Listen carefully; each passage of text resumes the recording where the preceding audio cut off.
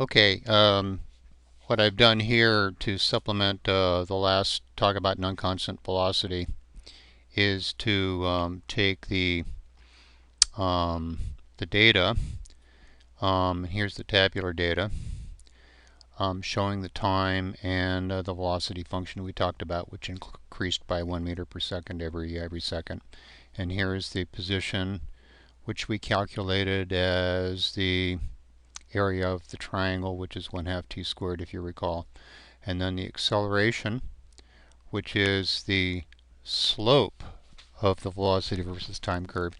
And I've combined all three of those functions on this one graph. They're color coded here. So along the horizontal axis is time in seconds, and in the vertical axis there's velocity, position, and acceleration. It's not labeled here, but it's here as well.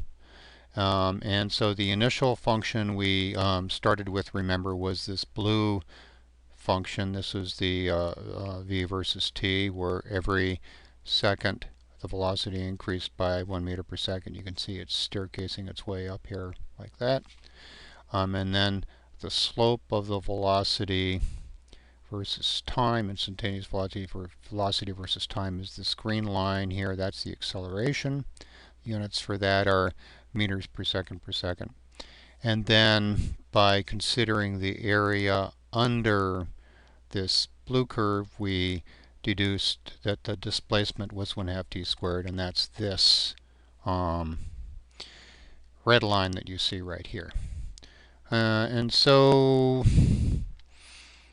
again, just to highlight the top level things, the slope of the v versus t is a, and it's a constant acceleration situation, and so the a is constant and positive here.